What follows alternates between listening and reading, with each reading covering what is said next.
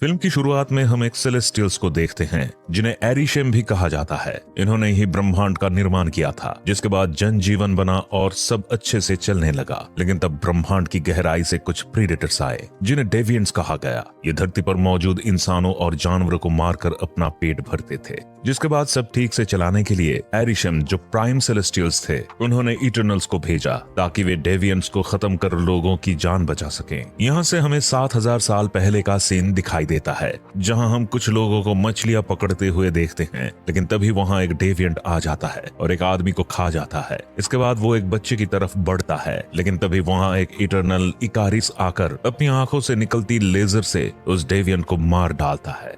अब वहां कुछ और डेविएंट्स आ जाते हैं, मगर इतने में और इटरनल्स वहां आते हैं और सभी डेविएंट्स को मार डालते हैं। इसके बाद वहां इटरनल्स की स्पेसशिप आती है, जिससे सभी इंसान डरने लगते हैं। लेकिन अब एक इटरनल ड्रीग वहां आकर इंसानों की याद को मिटा देता है। यहाँ हम प्राइम इटरनल एजक को भी देखते हैं, जो सीधे एरिशेम से बात कर सकती थी और उन सब में प्रमुख थी। अब यह इटरनल्स इंसानों के साथ दोस्ती कर लेते हैं और उनके साथ धरती पर ही रहने लग जाते हैं। दरअसल जब वे सभी धरती पर रह रहे थे तो उनका काम केवल डेविएंट्स को मारना, इंसानों की आबादी बढ़ाना और टेक्नोलॉजी में उनकी मदद करना था। इसके अलावा अगर इंसान आपस में लड़ते तो भी उन्हें कुछ नहीं करना था। लेकिन ड्रीक कहता है कि वो अपने पावर से उन्हें लड़ने से रोक सकता है, जिस पर एजक उसे ऐसा करने के लिए मना भी करती है। लेकिन वो कहता है कि हमें लोगों की एक बेहतर दुनिया बनाने में मदद करना चाहिए।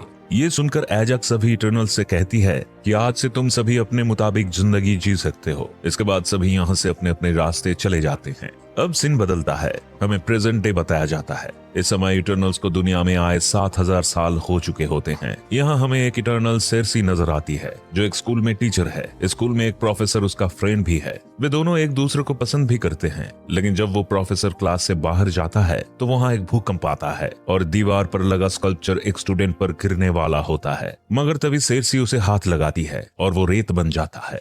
इसी रात को सेर्सी प्रोफेसर के साथ एक क्लब में जाती है। यहाँ वो प्रोफेसर का जन्मदिन मनाती है। वहीं हमें एक और इटरनल स्प्राइट नजर आती है, जो किसी का भी रूप बना सकती थी। लेकिन जब भी कोई उसे छूता तो उसकी स्किन पर लाइट्स आने लगती थी। यहाँ हम जान पाते हैं कि प्रोफेसर को लगता था कि सेर्सी एक जादूगरनी है। अब इस क्लब से वे तीनों बाहर निकल जाते हैं। लेकिन तभी हम पानी में एक डेविएंट को देखते हैं, जो उन पर हमला कर देता है। सेर्सी यहाँ अपनी शक्ति से उस पूरी जगह को रेत बना देती है और डेविएंट फंसने लगता है। अब वे सभी फिर से भागने लगते हैं, मगर इस बीच डेविएंट रेत से निकलकर फिर से उनके पीछे पड़ जाता है। जिसके बाद सेर्सी उसे गुमराह करने के लिए अपने और स्प्राइट के बहुत सारे क्लोन बना देती है। लेकिन डेविएंट उनके जाल में नहीं फंसता और स्प्राइट पर हमला कर देता है। तभी वहां इकारिस आ जाता है और उस डेविएंट को घायल कर देता है। लेकिन अब वो देखते हैं कि डेविएंट फिर से खड़ा हो जाता है और अपनी चोट को ठीक करने लगता है। इसे देखकर वो सभी हैरान रह जाते हैं, क्योंकि ऐसा केवल अजाक ही कर सकती थी। इसके बाद इकारिस फिर से डेविएंट को मारता है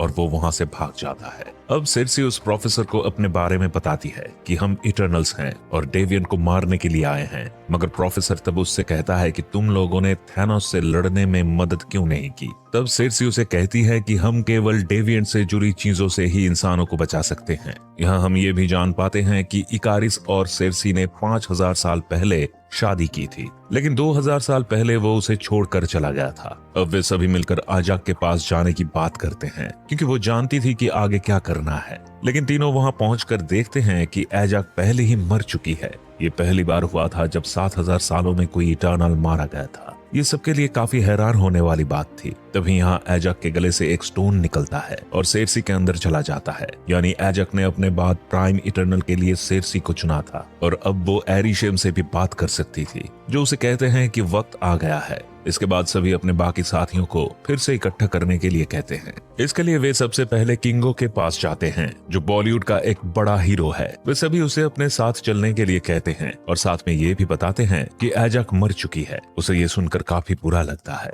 इसके बाद वे सभी किंगो के प्लेन से अपने दूसरे साथियों से मिलने के लिए ऑस्ट्रेलिया निकल पड़ते हैं।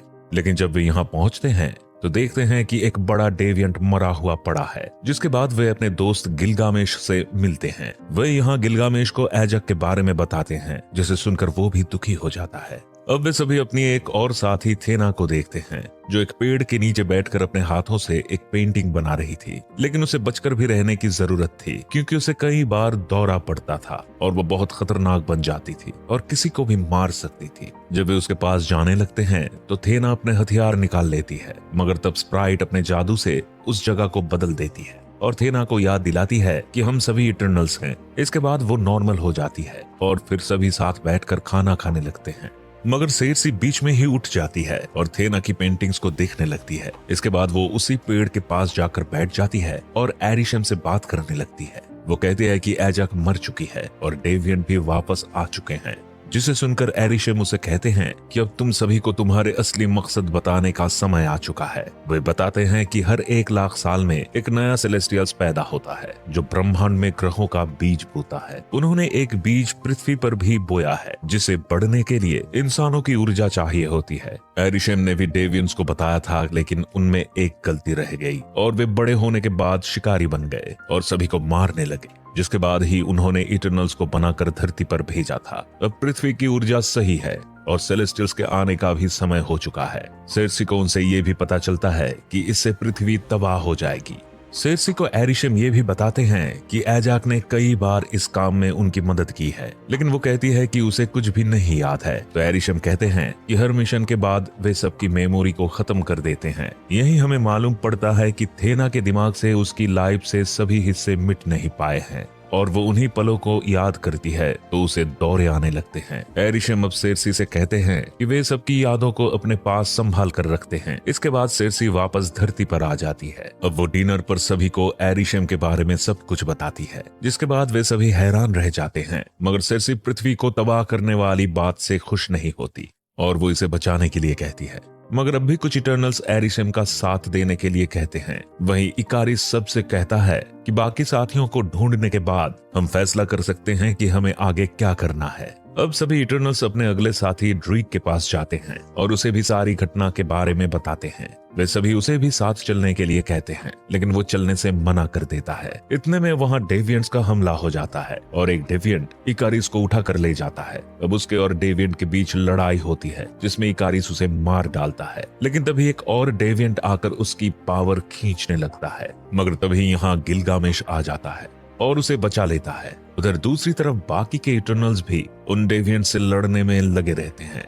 उधर इकारिस डेविएंट से लड़ते हुए दूसरे साथियों के पास जा पहुंचता है, लेकिन यहाँ एक डेविएंट उसे भी मारने वाला होता है। तब सेर्सी वहां आ जाती है और उस डेविएंट को पेड़ बना देती है। इस बीच एक डेविएंट थेना को मारने के लिए आगे आता है, लेकिन यहाँ गिलगामेश आ जाता है और डेविएंट उसकी पूरी शक्ति खींच लेता है। शक्ति के मिलते ही उस डेविएंट का शरीर इंसानों के जैसा हो जाता है, जिसके बाद गिलगामेश थेना से कहता है मुझे याद रखना, और मर जाता है। ये सब देखकर ड्रीक भी उनका साथ देने के लिए मान जाता है। अब सेर्सी और इकारिस अपने एक और दोस्त फेस्टोस के पास पहुंच जाते हैं। पहले वो इन दोनों को कहता है कि मेरा परिवार है और मैं नहीं जा सकता, लेकिन जल्दी ही जाने के लिए मान जाता है। अब सभी इटर्नल्स इराक चले जाते हैं, जहां उन्होंने रेगिस्तान में अपनी स्पेसशिप को 7,000 साल पहले छिपाया था।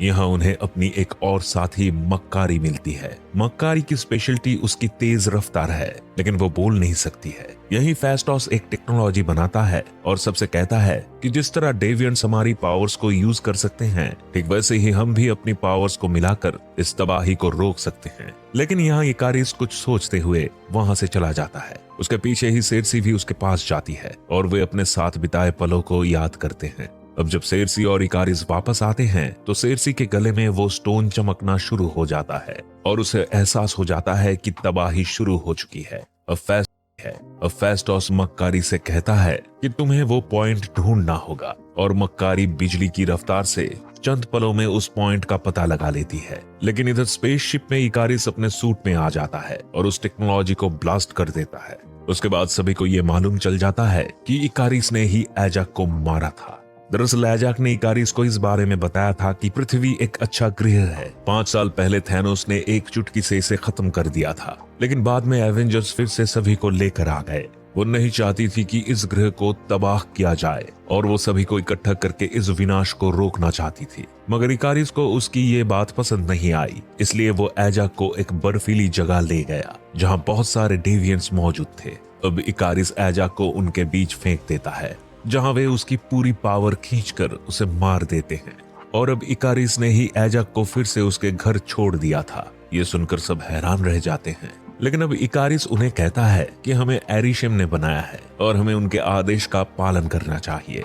इसके साथ ही वो ये भी कहता है कि अगर तुम में से और किसी ने मेरे बीच आने की कोशिश की तो उसका भी अंजाम एजाक जैसा ही होगा। फिर जब वो उस जगह से जाने लगता है तो स्प्राइट भी उसके साथ चली जाती है और कुछ ही देर में किंगो भी ये कहता है कि इकारिस सही है और वो भी चला जाता है। इन तीनों के जाने के बाद बचे हुए इटर्नल्स की पावर तबाही को रोकने के लिए काफी नहीं रहती, जिसके बाद वे सेर्सी से कहते हैं कि तुम्हारे अंदर प्राइम इटर्नल बनने के बाद ज्यादा पावर आ गई है। तुमने एक डेविएंट को भी पेड़ में बदल दिया जो तुम पहले नहीं कर सकती थी, इसलिए तुम्हारी पावर को मिलाकर हम बैंड बना सकते हैं। पहले तो सेर्सी कहती है कि वे ये नहीं कर सकते, लेकिन थेना के समझाने के बाद वो मान जाती है। अब फेस्टोस सेर्सी के अंदर से स्टोन बाहर निकालता है और उससे एक बैंड बनाता है, जिसे सभी इटर्नल्स अपने हाथों में पहन लेते हैं और उस पॉइंट पर चले जाते हैं जहां सेलेस्टियल्स पैदा होने वाला है। इस जगह इकारिस और स्प्राइट पहले से ही पहुंच जाते हैं और इस घटना को होते हुए देखने लगते हैं, मगर इतनी देर में इटर्नल्स का स्पेसशिप भी वहां पहुंच जाता है। अब जब इकारिस स्पेसशिप के अंदर थेना से लड़ता है तब तक बाकी के इटर्नल्स बाहर बॉन्ड बनाकर अपनी पावर को साथ लाते हैं, मगर तभी इकारिस वहां भी आ जाता है और ड्रीक पर हमला कर उसे एक पहाड़ी में धंसा देता है, जिससे उनका बॉन्ड टूट जाता है। इसे देखकर मक्कारी को बहुत गुस्सा आता है और वो अपनी पूरी स्पीड से इकारिस पर हमला करने लगती है। इधर इतनी देर में वोल्केनो फटना शुरू हो जाता है और अब सेर्सी फेस्टोस से कहती है कि वो अकेले ही इस विनाश को रोकने की कोशिश करेगी, और इतना कहकर वो वोल्केनो की तरफ चली जाती है। इधर बाकी के इटर्नल्स इकारिस से लड़ने में लग जाते हैं, मगर इस बीच यहाँ डेविएंट का वो लीडर भी आ जाता है जिसने पहले इटर्नल्स को मारकर उसकी पावर को खींच लिया था, जिसे देखकर मक्कारी उसके आसपास तेजी से घूमकर हवा का एक बड़ा सर्कल बना देती है, मगर वो मक्कारी को पकड़कर नीचे गिराने में कामयाब हो जाता है और उसकी भी पावर खींचने की कोशिश करने लगता है, जिसे बचाने के लिए फेस्टोस उस पर हमला कर देता है और डेविएंट पास की पहाड़ी में बनी गुफा में चला जाता है। जबकि गुफा के बाहर इकारिस सेर्सी के पीछे जाने की कोशिश करता है, लेकिन फेस्टोस उसे अपनी टेक्नोलॉजी से बांध देता है, जिसके कारण वो कुछ भी नहीं कर पाता। उधर दूसरी तरफ सेर्सी वोल्केनो की तरफ जा रही होती है, लेकिन बीच में स्प्राइट एजाक का रूप बनाकर उसका रास्ता रोक लेती है, लेकिन सेर्सी उसे पहचान जाती है।